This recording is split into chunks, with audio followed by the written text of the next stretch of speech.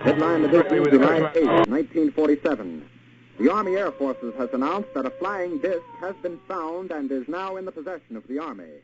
Army officers say the missile found...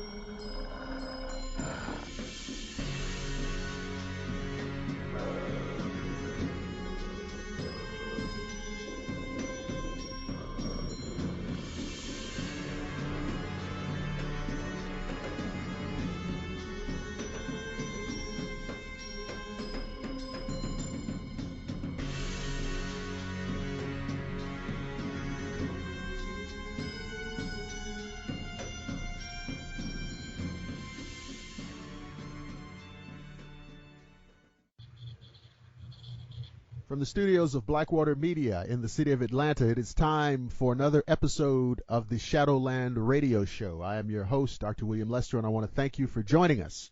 As always, when I begin the show, I like to thank all of those people who have become new subscribers on YouTube. They are coming in every day. Thank you very much for going up there and listening to the shows, liking them, and subscribing. You can also listen to the show on Google+, also on our Facebook page. If you go to the Facebook search engine and just type in Shadowland Radio Show, we're there. If you're on YouTube, just type in Blackwater Media or Shadowland Radio Show, and we're there too. Of course, you can also listen on the home site, which is shadowlandradioshow.com.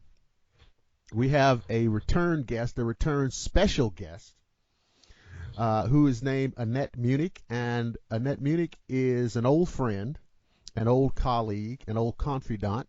She, of course, is the founder, editor-in-chief, CEO, CFO, secretary, switchboard operator, and night custodian for Stellium Books. And as many of you know, and I know you know because a lot of you who listen actually have purchased the first book, which was Amazing Paranormal Encounters, Volume 1, which came out last year. And it has done a remarkable number. It is extremely successful. And following that success is going to be Amazing Paranormal Encounters Volume 2 coming out very soon, and I think we'll talk about a release date. Annette, welcome to the Shadowland Radio Show. Hello, and thank you for having me. And you forgot art department. I am the art department. I would be remiss. Because you are the designer, illustrator, ink, paint, everything. She is the complete art department at Stellium Books.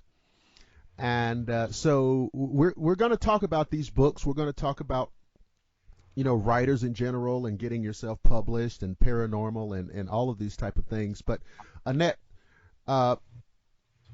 first of all, before we get too deep off, because when you and I get to talking, there's no telling. So Amazing Paranormal Encounters Volume 1 from last year. Tell the folks what's going on with it, how successful it's been, what's up, how they can get it. Just give them the whole 411 on this. Okay. Well, I had this idea, and you know about this, but I had this idea of putting together an anthology, and it's kind of an old school idea. They used to be very popular when we were younger. People would get Reader's Digest and all that, and it'd have all the different stories in it. So the idea came to do an anthology with each person writing a chapter. And it just seemed like a really creative and fun way to come out because Stellium Books just started last June. June 16th is our birthday, actually. And it just seemed like a great project and great thing to do. So we assembled some chapters, some stories, and I kept it really loose because people were really sort of asking me, what kind of thing do you want me to write? And I knew that there would be a lot of stories about people with ghosts and ghost hunting adventures and paranormal investigations like that, but I didn't want it to be limited to that, and I did not want to limit people in their thinking and their imagination, and I wanted people to be able to sit down and read a story in its completion and then read another thing that's totally fresh and take them in a whole nother direction. So that's what we did. And I put the book out August 1st. So this is why we're doing it again, because it's February 1st, and I figured every 6 months would be nice, because being in this community and we know a lot of the notable people in the paranormal, everybody in this book, they either are an author or they're a radio show host or they have tours. They're people that are out working in this community in some fashion that, they're dedicated to it and people can plug into what they do. So I put that out August 1st, and I have a funny story about it. Okay. It just really did well, I have it for 99 cents. It's a 99-cent Kindle. I wanted the price to stay down. You can get the paperback, but it's a 99-cent Kindle. And, it has the links to what everybody's doing, so it helps all of the people that wrote in the book. But it was just doing really well. It was, like hot new release, just, at the top of the charts for hot new release. And hot new release only lasts for 90 days. Right. So I started getting panicky, and I'm thinking, oh, God, 90 days are almost up. Now what's going to happen to this book? And it had never occurred to me to go look on the bestseller list, and we were riding high on the bestseller list. And I didn't even know it.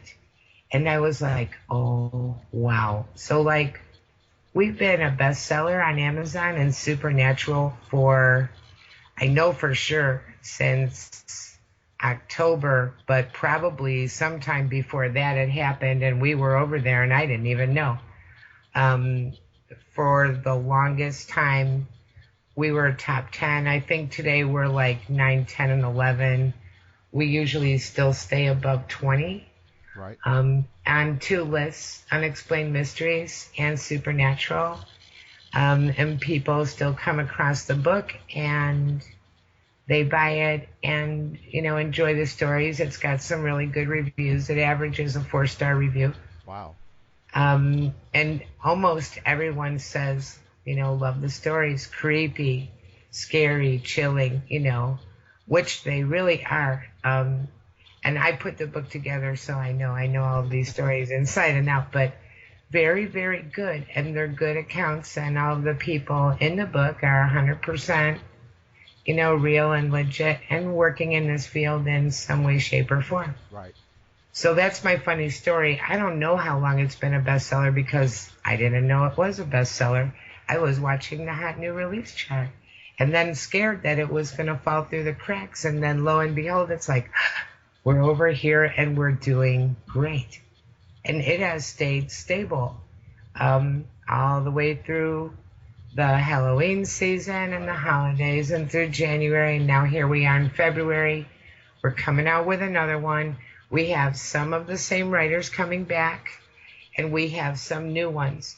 But to everyone listening, some of the people that were in it before are already slated to come back in August. But I don't want to have the same people every time. I need to mix it up and have, new people contributing to the book. But, we have our writers that everybody loves too. So I'm trying to find the balance there, that makes everybody happy. But if there's somebody in the book that you miss, chances are they could be back in August. Right. Yeah.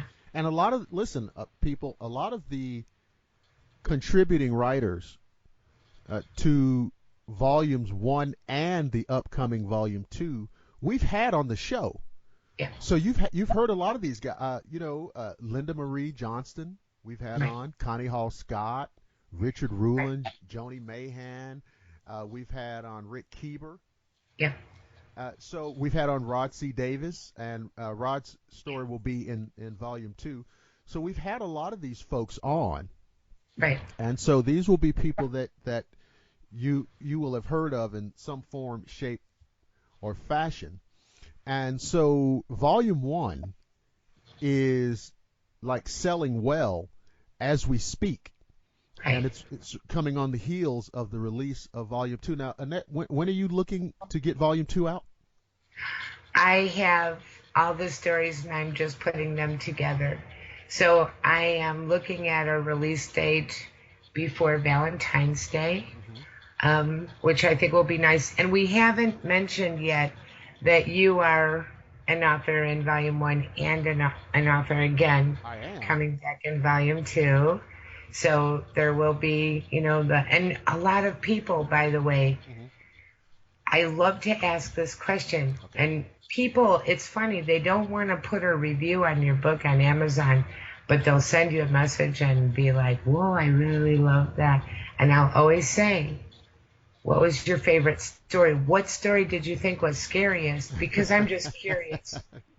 Fear is very individualistic from one person to another. That is true. And I'll say, what was your scariest story? And a lot of people got creeped out by yours. They were like, the William Lester and his story, oh my gosh, And I'm like, yeah. And I said, and I tell them, he'll come back and write again. He'll be back in the next volume. But yours was very different, very unique. We threw some Latin in there to get everybody going. And it was just, I love what it added to the book, and I want to thank you again for, contributing to, I call it APE, Amazing Paranormal Encounters, because you really added some richness to the fiber of this book. It was very different. Well, it was a lot of fun doing it, and I love, the format, the short story format. Yeah. For me is just, I love that format. I love writing in that format, and really trying. And you talked earlier. You said it's an old school type thing. Just the idea of, well, what do you want the reader to take away? I want them to be scared. I want them to be scared. I want it to bother them. I want it to upset their personal apple cart. I mean, that's the purpose of it. I mean, it should be interesting, yeah. It should be engaging, yeah. But we're still entertaining people. Right. We still want people, yeah. I was very happy to find out that a lot of people really enjoyed the idea that you could be reading one of these stories while you're waiting at the doctor's office or whatever. You could sit down and you could read one of these and then pick it up again later and read another one. You can read it in short little bursts. I don't know about you, but I'm the kind of person that when I start reading, if I love a story, I'm like stirring the soup while I'm reading, and I can't stop reading. I'm staying up till 2 a.m. reading, and I'm reading at the bus stop, waiting for the bus to come with the granddaughter, and I don't care. I'm just so into it, So it's kind of nice. It's like recreational reading in a way. You can sit and read a story and then think about it and don't feel so compelled. Oh my God, I have to keep going and read this whole thing in 2 days, Do you know what I'm saying? Each story is complete and you can enjoy that and don't feel like this book has got to take over my life. Right, and they're all standalone stories, and yes. And so, folks, if you haven't picked it up, I'm telling you, it's a great read. And Annette talked a minute about my story, and so I'll just tease you a little bit. In volume 1, my story is called "The Girl in the Graveyard," and that's all I'm going to tell you. And I'll let you kind of sit and wonder, and then go ahead and download it and see what that's all about. But I mean, these other folks in here are great. Rick Keeber is a fantastic writer. Fantastic. So I mean, it's just, and you said it's. Let me tell you this: it's a 99-cent download. I'm telling you that Rick Keeber and his writing style and his storytelling style, that's worth the 99 cents right there. Right. Okay. And he's chapter 1, Mm-hmm. and he leads it off beautifully. And you did The Girl in the Graveyard. Mine was The Man in the Mirror, because I lived in an apartment with a mirror that I could see a ghost walking by when I looked in the mirror. And it was very creepy in its own right. It's more of a subtle, creepy story, but it really was a scary thing to live through, watching somebody. You look in the mirror and you see someone. Imagine you see someone walking by. It's not so subtle to me. Yeah. So, really interesting stuff. But My Man in the Mirror sounds like a companion story to Your Girl in the Graveyard, but they have nothing to do with each other, but interesting, Yeah, I mean, so, and that's the great thing. Like I said, so we have standalone stories, and like Annette said, you can draw some association, I guess, like you said, the between her story and mine, although we rewrote the stories totally independent of one another. And they're totally different. They have nothing to do with each other. So don't, but again, so volume 2 is coming out around Valentine's Day. Around Valentine's Day. So you're saying you want it out on February 14th?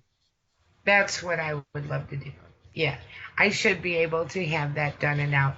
I've got the stories, and I'll just get it assembled and formatted nicely.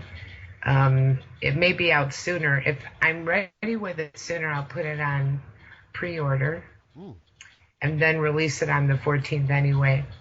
So.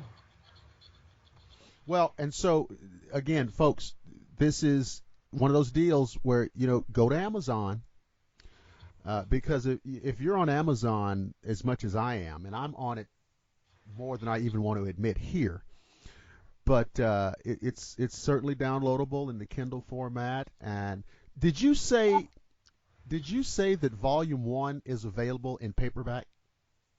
Yeah. And volume 2 will also be available in paperback, and I kept the price down at about, I think, $8.99. Okay. Which isn't too bad, No. No, And we have 12 authors in each book. Yeah. So there's 12 stories.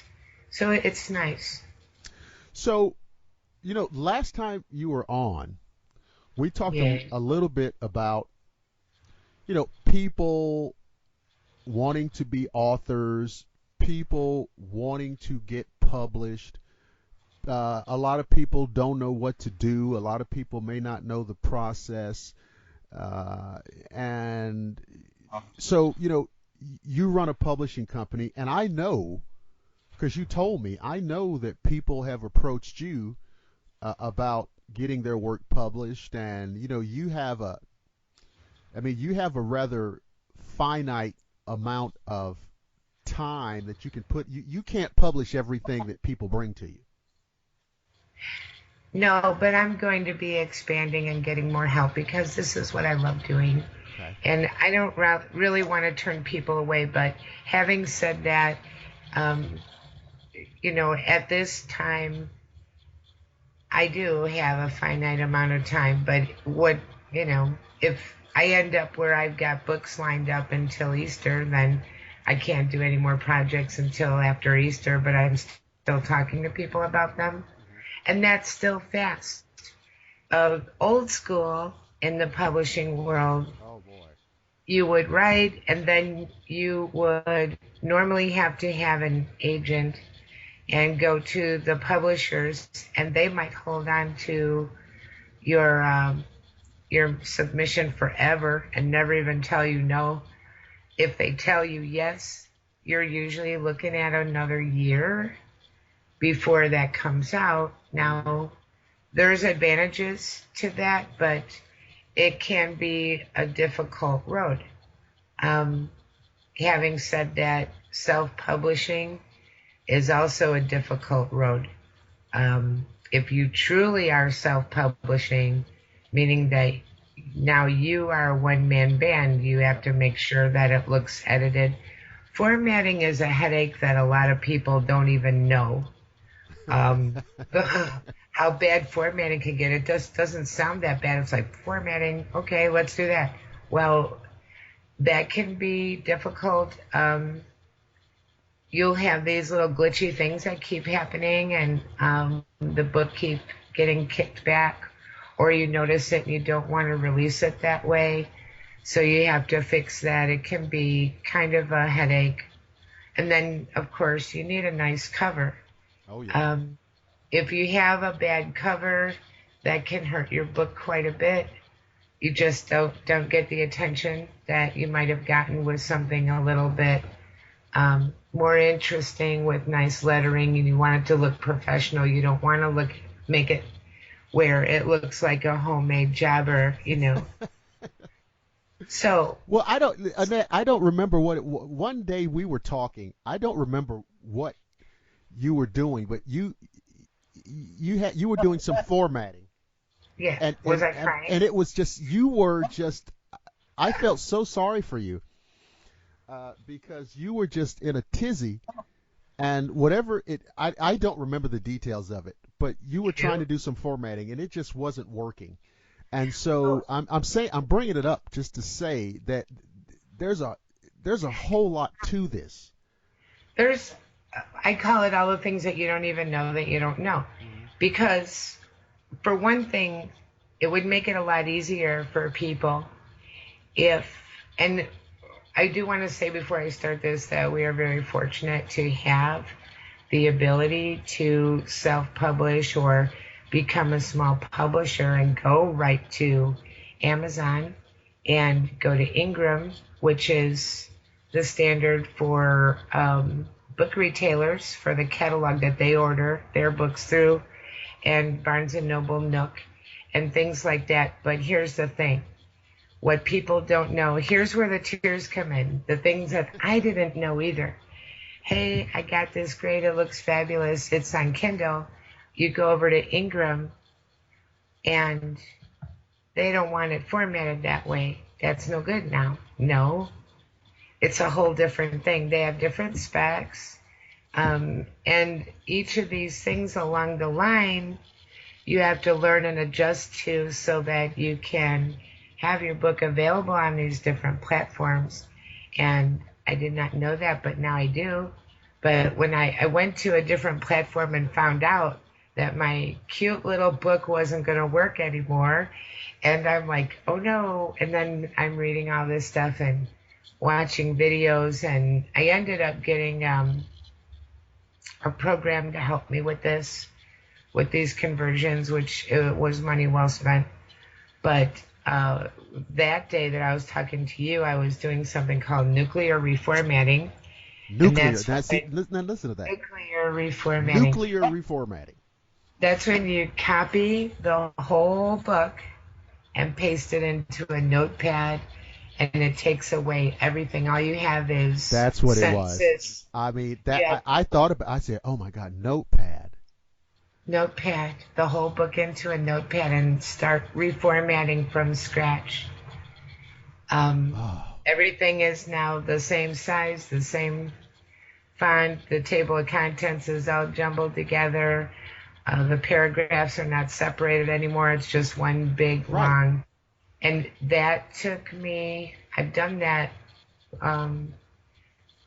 twice now, and that's at least 7 hours. And, you know me, a little bit of tears and whining, why me, and all of that has to go into it. But it comes out pristine and perfect. But that's things that you don't even know that you're going to be dealing with until you're into it. Then you have self-publishing that's like a place like Author House, Yeah. which is pretty pricey, but they take care of all this stuff for you. And then you keep all the royalties. But I think up front, their standard package is $1,500. Ouch. Yeah. Ouch, right? It's a lot to come up with in the beginning. So I did something middle of the road with smaller fees, and I get a royalty, and the author gets a higher royalty than they would with a major publisher. Right.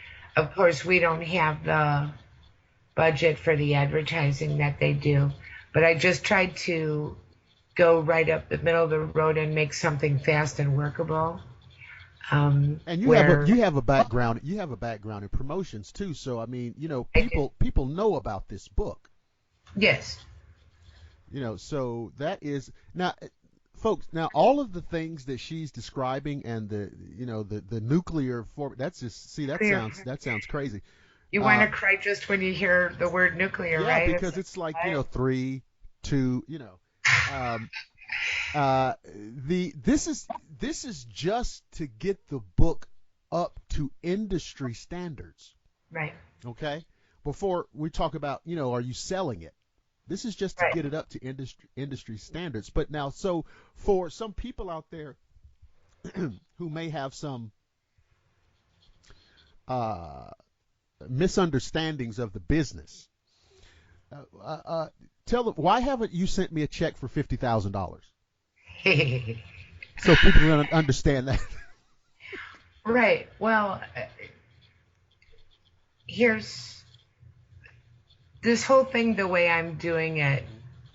Do you want to hear this whole thing, really?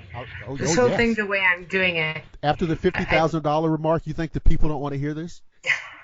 Well, we don't have $50,000, but this is the nature of what we're dealing with.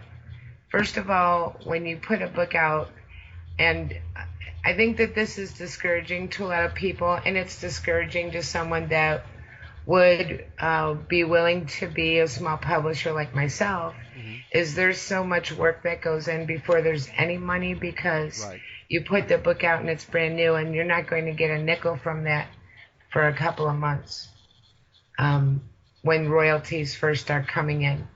And secondly, we go right out to Amazon with the paperback and the Kindle. We have some books that are just Kindle and some books that are just paperbacks too, by the way. You don't have to do both. And then we have the option, which I really like people to do this. I really kind of push it to get on Ingram and get in that catalog for the retailers. All of these things take time. When you get on Amazon, for example, it's going to say 6 to 8 weeks before it's available for expanded distribution. It's going to give you a time delay before you're available to be purchased in other countries. Right. Same thing with Ingram. You get a book on Ingram and it's going to say 6 to 8 weeks before you show up in the catalog. So then you're showing up on these different platforms, and then it's brand new there, and you're just starting to. So it grows, and it takes some patience, and you don't really know what books are going to do fantastic and what books are going to be just steady sellers. But I'll tell you what, I like the steady sellers because I think over time, that's the best way to go, that you have a dependable book. I think people get unrealistic. They think, we talk about this a lot, I'm an author, I'm going to get the house on the hill, and I'm going to have all these things. And, and if people find out that you've written a book, especially more than one, they think you must be rich. Right. But in reality, if you're putting out, this is what, God, I have so much you can say about this. I could talk for like 3 but the idea that okay, I'm going to put out a book and the money's going to start piling up. That's not it, folks. It could happen. It takes a few months before you get any of that, but you could make a big splash if you write the right kind of book and you write it well. And that can be a hard thing to gauge and figure out. 50 Shades of Grey started out as a Kindle ebook. Mm-hmm. And look at how, that just grew and turned into a sensation and a movie and everything else. You don't know.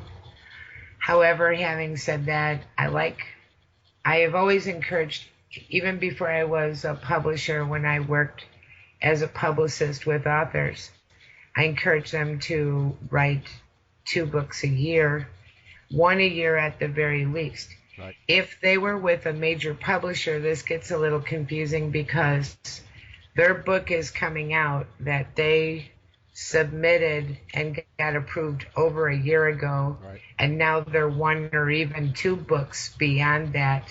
But now they're talking about this book like it's brand new. And in reality, that could be 2 years ago that they wrote it. But I think that with what we're doing, we put the books out. I like 2 a year is a good pace for anyone. More than that is okay. 1 a year is okay. But you don't want to, okay, I'm just going to say it. If you really want to be an author, or maybe you're writing books to help your other career, mm-hmm. because writing these books puts you on a platform as somewhat of an expert in your profession, mm-hmm. and gets you speaking engagements and gets you respect and gets you deals and all of that, which is always a beautiful thing to do. But if you really want to make yourself known as an author, I think that you can't have big valleys in between books. Like, right. Don't take a year off and now you're writing a book and you haven't written a book for 3 years and expecting that your following is still going to be there. Right.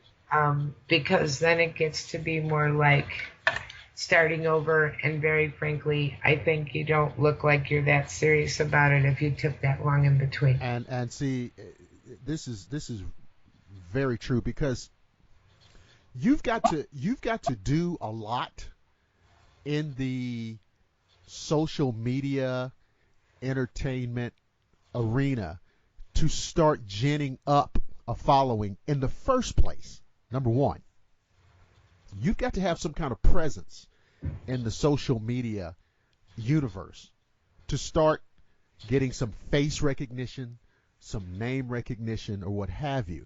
Now, let's just say you get it, and it's growing. Okay, you've got to hold it. You've got to hold it, especially people like us, and like Rick Keeber has really blown up quite a bit, and other people are certainly on the rise. But by and large, we're not on TV all the time, right? We're not on these TV shows where we get round the clock. So we have to do things, and a lot of these other people, like myself, a lot of them do media or radio shows or podcasts and things like that, and lots of other things. A lot of them have reputations that they've established as investigators or researchers, and so it's not just, oh yeah, we're going to do this, put this book out. It's that we're trying to build the little following that we've created, and so I think like the volume 1 went a long way to doing that. And one of the reasons why I'm so enthusiastic about volume 2 is based on the success of volume 1. It's a great springboard, a great segue. And so what you're saying is really true. Slow and steady, building a following, getting your name out there, letting people know that you, like you said, you are serious. It's not just something we're doing on a lark. And I can tell you that, and I was talking to Annette, before we went on the air, I was talking to her about how many more subscribers we have coming on to our YouTube channel and things like that. And I have to think it's in part because, well, we got this book out here and it's floating around and it's doing very well. and say, oh, it's that guy. He's got the radio show and he's in this book. And so all of these things help do it for you. I so agree. And, if you want to talk marketing for a minute, because like you were saying, I've got the marketing background. I did think that when we did this book, of course, that would be good for everybody. I did think, oh, well, if it doesn't do that great, at least it was a really cool project and some people will buy it. And no matter what, some people will buy it. It won't totally buy. But I didn't see any other book out there like this. Now, inside Amazing Paranormal Encounters Volume 1, like I said, we have the links to what everybody's doing. Right. Plus, I have other links to other books from Stellium if they want to read those. Now, when Amazing Paranormal Encounters Volume 2 comes out, it's going to link back to 1, and it's going to have all of the links of everybody that's in it, and it's going to let people know about the other books that we have out and coming out. So, in a way, what I'm doing is creating this spider web of connectedness between these books. And, none of them is an island unto themselves because they're part of Stellium and we're connected and we have links to other things. All of the books have links to other things, other books that, we think that people might like, and then our bestseller, which hopefully now we'll have 2. Well, I don't want to be braggy, but we've had more than just Amazing Paranormal Encounters as a bestseller. But that's the one that's held, and it's been like a top 20 bestseller. Mm-hmm. It's hit number 1 6 times and mostly stays in the top 10, but I don't want to lie and say that it never dips out because it hit 11 today. But having said that, we've had, let's see, I've got 15 books out right now, and Amazing Paranormal Encounters, all of Rick Keeber's Frost and Flame trilogy have been on the bestseller list. Alan Wright's been on the bestseller list. Rick Hayes has been on the bestseller list. See, folks. Billy Rabbit Saves Christmas was on the bestseller list. I'm really sweating here now because I don't want to forget somebody and make them feel bad. But, my book, 9 Angels. Okay. For Prosperity and Abundance, bestseller list. Now, when I'm saying bestseller list, I'm not saying New York Times bestseller list, but I'm saying that on Amazon in a particular category, such as Supernatural, on that list of the top 100 books in that niche, bestseller, status. And but Annette, you don't have to qualify it because times have changed. I mean, there's more litmus tests. It used to be that the New York Times bestseller list was just the be all end all, but times have changed. That was a pinnacle. And so look, a bestseller is a bestseller. A lot of people are buying this book. A lot of the writers have other works that are also bestsellers. So right. I mean, it's a home run. It's a home run. There's no two ways about it. And it's not that easy to get on the bestseller list. It is not. So having these books, and I do, like I said a minute ago, talking about marketing, do the books help each other? Yes. Yes. Yes. Yes, they do. And that's on purpose. Of course. But, it's not easy to get on the bestseller list, and you can get on it, and then, it can be hard to stay there. And definitely, with the run that Amazing Paranormal Encounters has had, Volume 1, since October, we're not only still on the bestseller list, we're, like I said, top 20, usually top 10. That's a long time.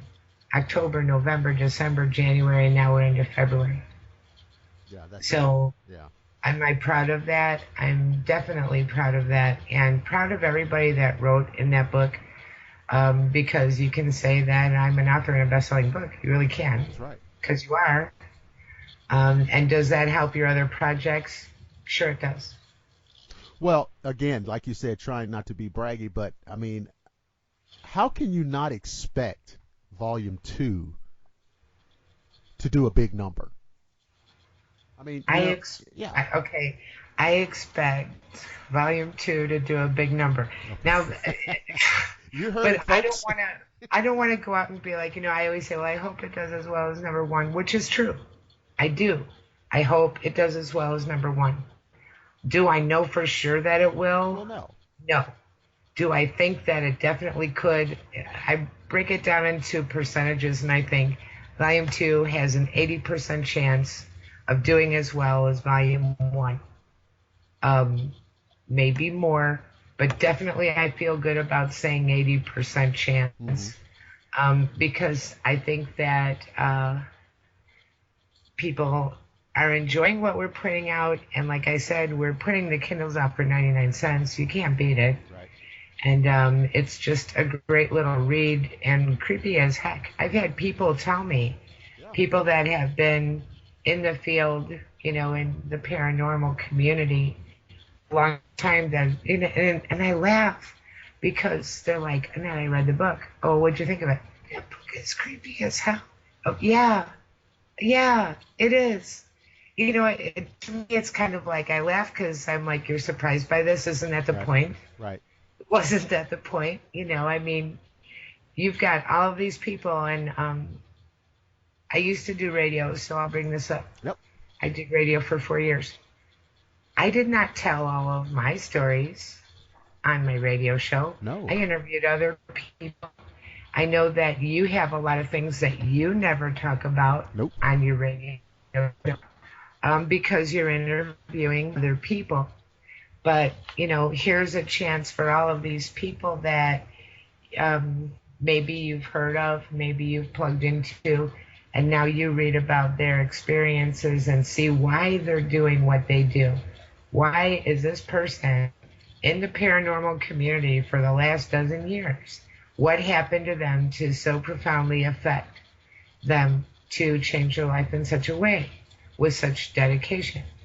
And so it's the stories behind, why people are doing what they do. The other thing too is, and I know, in terms of how Volume 2 will sell, I know that there are people out there who are probably just like me, and what I mean is this: when Volume 2 comes out, they're going to see, Amazing Paranormal Encounters. Wow, a collection of real experiences, Volume 2. They've never heard of this before. You know what they're going to do? They're going to also backtrack and download Volume 1. Volume 1, yeah. Because that's what I would do if I'd stumbled onto this. Right. And I saw, Volume 2, where's Volume 1? Right? And because that's how I would think. Right. And I would backtrack and I would get Volume 1.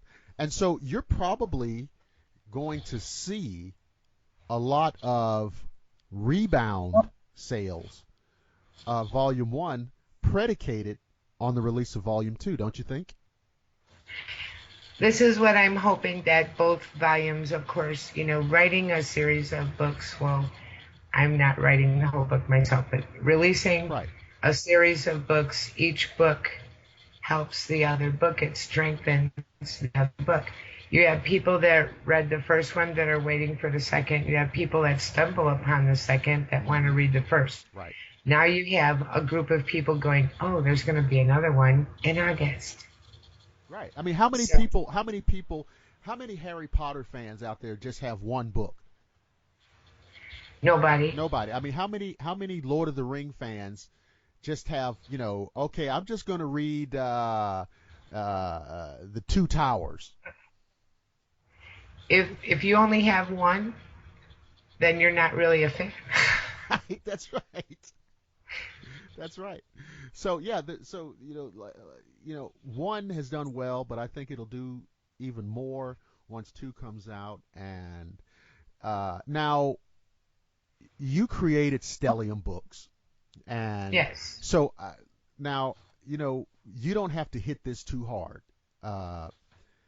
You started out with a publishing company in your initial situation, which didn't work out for you.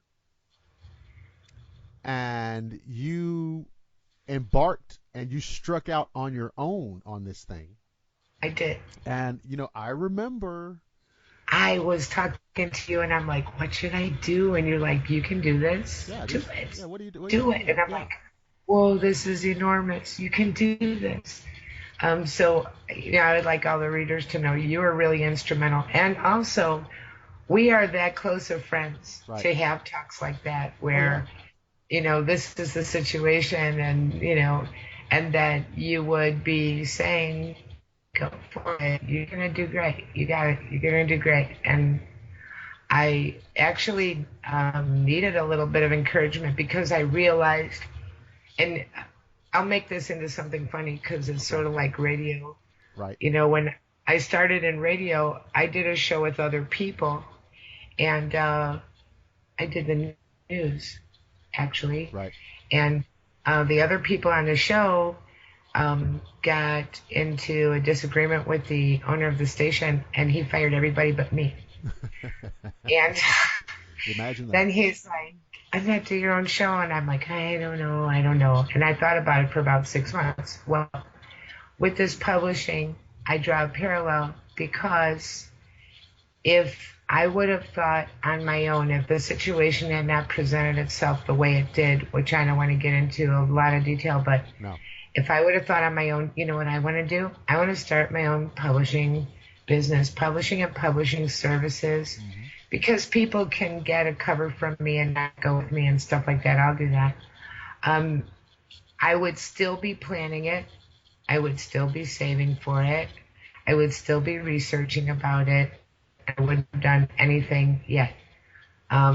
It started out as something that, I want to say this in the very best way, it was an opportunity to do it at the moment or walk away. I really had just a short frame of time to make up my mind of what I wanted to do. If I wanted to walk away and just, forget about it, or if I wanted to strap myself in. And the truth of it is, and we'll be funny again, that's why in the beginning when you didn't say art department, I said art department. Because in reality, I was the art department. Right. I'm the art department. I'm the covers, and I'm the marketing, and I'll make the bookmarks and the posters and all the cool stuff. I was the art department. So the art department ended up with her own publishing company, and I had you, and I had Rick Keeber, who is also a very good friend, and you spoke of him so fondly, and he was very encouraging. And that was my support system, and I had also a handful of people looking at me going, oh, you're crazy, Right. And then I started putting out books at an insane pace. I was putting out books. I wanted to put out, 2 or 3 books a month, and I was excelling that by a lot. Right. I'm trying to kind of keep myself into more of a manageable load. I'm doing 4 books in February for sure. I've got, besides Amazing Paranormal Encounters Volume 2, I've got a new book by Cece Krepik, In the Dark. In the Dark with Good and Evil, and I've got Bill Bean. Okay. I have Bill Bean with me, and he has done 4 episodes of A Haunting, and he's done a movie for a Lifetime Movie Network. And then I have Rick Keeber, and he's writing some just fantastic sci-fi. He's got the Convergence saga, and we put out The Pale Titan. That's book 1. Book 2 is the Genesis Project. Wow. And that is coming out this month as well. And we're doing that as a serial again, like we did with Pale Titan.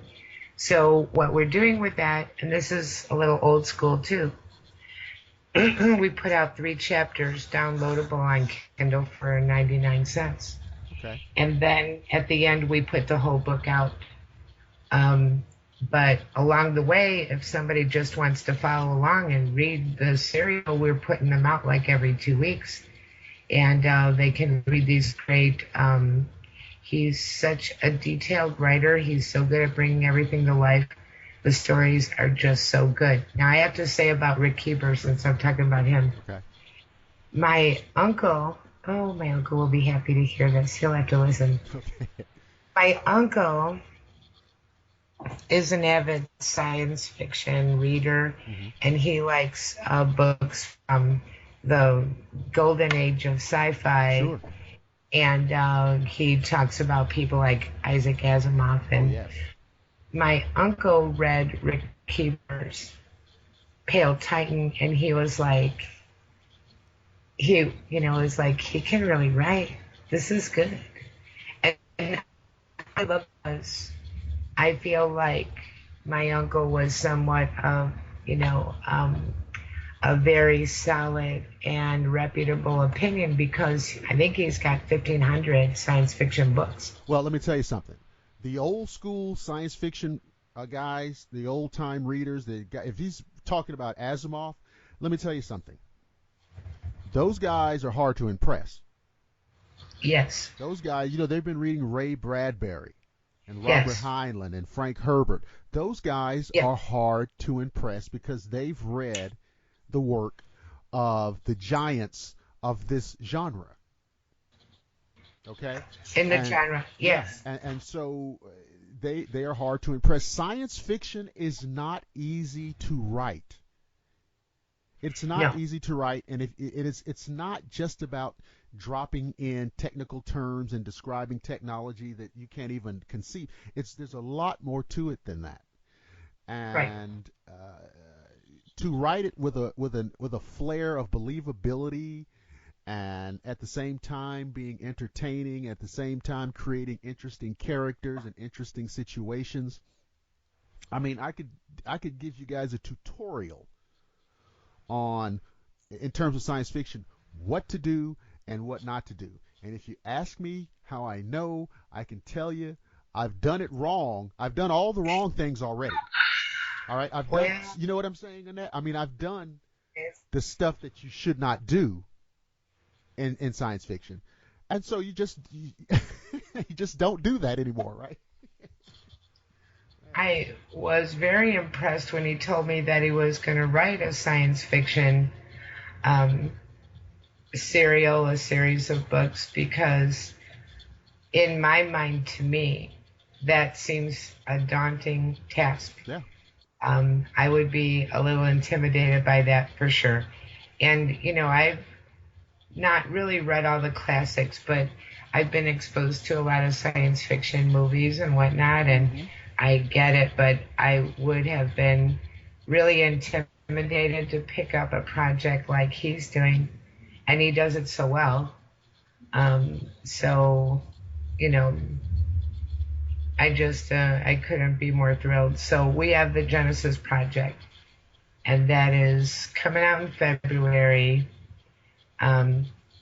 Rick Keeper, he's just phenomenal. So his name is spelled Kueber, by the way. Right. And we're and like we said before the show, we need to get him back on, because and we talk about what a fantastic writer he is, but let me tell you something, folks. He's just a nice guy. He's a nice guy. He is. He really is. I mean, this is not, we're not talking about him just to pump him up and sell books. He's a nice guy. Yes. He's a nice guy. And so, you should really check out his work. I mean, he writes wonderfully on the paranormal side.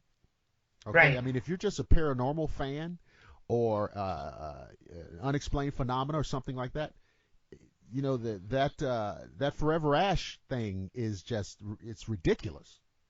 I'm glad you brought that up, because that trilogy is just so impressive. They're all based on true investigations.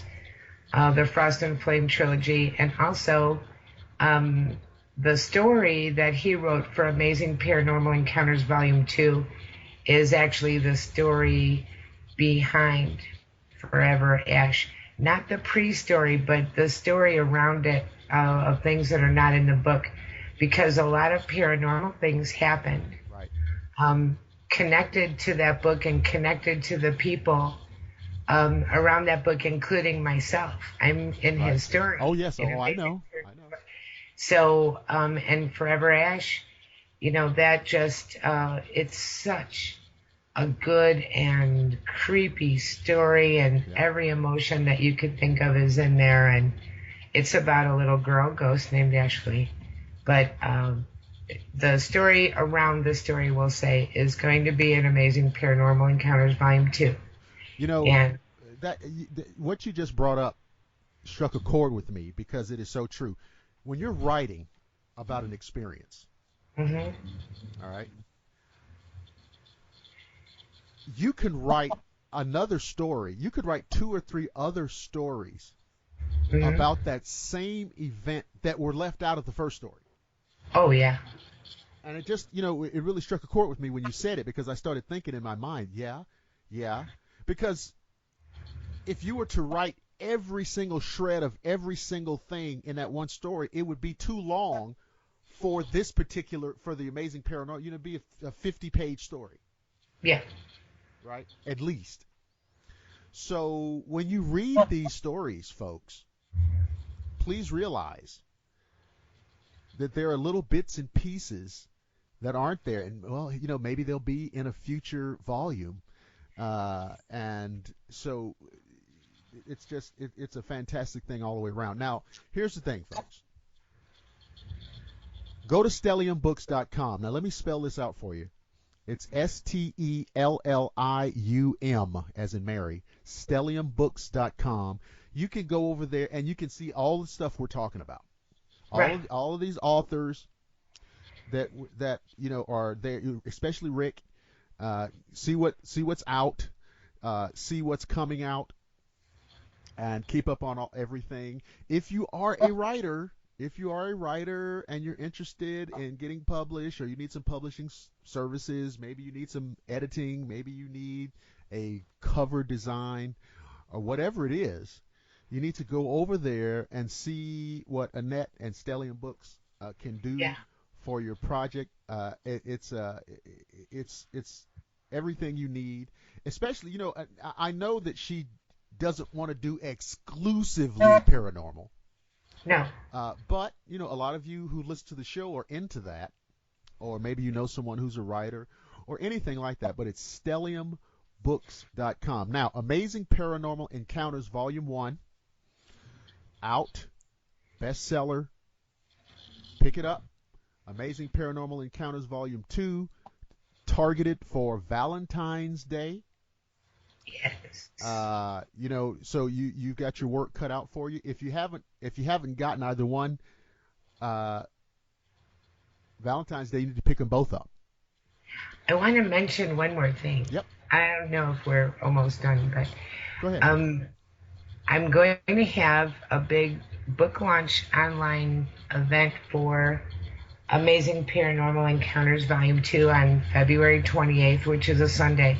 All right. And all of the authors that are in the book that can make it will be in there for maybe an hour, and people can come and chat with them about their stories. Oh, you're going to have a chat room? I'm going to have, Oh, yeah, we need to. We'll go. No, go plug this now. Go. Yeah, say it. Isn't that good? Yeah. I mean, I haven't done this before, but I thought, and this is going to be on Facebook, but I've made the event for it, and, we'll just have people, when they're there, they can browse around and they'll see the books. I'll have the images, and they can talk to the authors. And, everybody that's in Amazing Paranormal Encounters Volume 2, all of them are invited to be there for as long as they want, an hour, 2 hours, whatever. Right. I'm going to try and put together a schedule. And, so people can ask questions. And I think that's going to be a lot of fun. So people can actually come in there and make contact with the writers. Yes. Okay. Yeah. So, absolutely. Yeah. So, and we will have to continue to plug that. So that's slated. So that's February 28th, and it'll be a Facebook event. Yes. And so you guys need to come on by on and that it's day. public. It's a public event. Okay. It says Amazing Paranormal Encounters Volume 2 launch party. And it's going to start at 4 my time, so that's 5 your time. Right. And then the authors will be coming in and out. And, I think that it'll just be a lot of fun. A lot of questions going on. And give people a chance to come in, and if they wanted to talk about a particular story or talk to an author about even their other books or whatever they want to talk about, they can come in and we'll just all get together for a few hours. So yeah, that sounds like a lot of fun, a great idea. And so yeah, let's be sure that we we will be sure to post notices between now and then on the Shadowland Radio Show Facebook page. We'll post it on the Institute of Metaphysics Facebook page, because it's the kind of thing where a lot of the Institute students will want to jump over there and see what that's all about, because a lot of them are like Rick Keeber fans and things like that, and they'll come and talk to you. Come and talk to me and just do a show of support for everything. And yeah, that'll be fantastic. So that's February 28th. So guys, follow Annette on Facebook, Annette Munnich on Facebook. So it's what's that? Munnich, Annette Munnich. Yeah, and we also have a Stellium Books page. Yeah. And you guys know the Shadowland Show Radio. You guys know how to find out. Because you guys come to me with stuff and I didn't even know about it. So I know you know how to find things out. So, Stellium Books, stelliumbooks.com, Amazing Paranormal Encounters Volume 1 and Volume 2. Our guest has been Annette Munnich, who is let me run down the list. Founder, CEO, CFO, bookkeeper, secretary. I'm just the book lady. Switchboard operator, and art director. Just the book lady. She's the book lady, ladies and gentlemen. She's the book lady. And she's a good friend, obviously a friend of the show. And we will, what we need to do? We probably need to have you back on a day or two before the February 28th event, just to nudge people. Okay. Just come on back and say, hey, day after tomorrow, don't forget, something like that. So, I would too. Yeah, we'll do that. We'll talk about that off the air. So, ladies and gentlemen, that's the wrap up for the show. Don't forget, guys, YouTube, and more YouTube. Blackwater Media, Shadowland Radio Show. Go there, watch the episodes. Like it, subscribe to it. I am so happy. We have two more parts to the Ghosts of the Alamo series that we've done. I really appreciate you guys listening to that, because it combines my love of history and the paranormal. It's a really interesting, historical, and creepy story. It's a 7-part series, and so we still have 6 and 7 to go. Both parts 6 and 7 have been completed and edited, so we will be running them this week and next week, so stay tuned for that. Now, here's the thing, folks, and a couple of you have made special note of this. You understand that all of these episodes can be downloaded in an MP3 format. You can download them as MP3s, and you can, on your Kindle or your iPod or your iPad or whatever, your tablet, your iPhone, whatever your mobile device is, they can all accommodate an MP3 file. So you can download everything as MP3, listen whenever you get ready.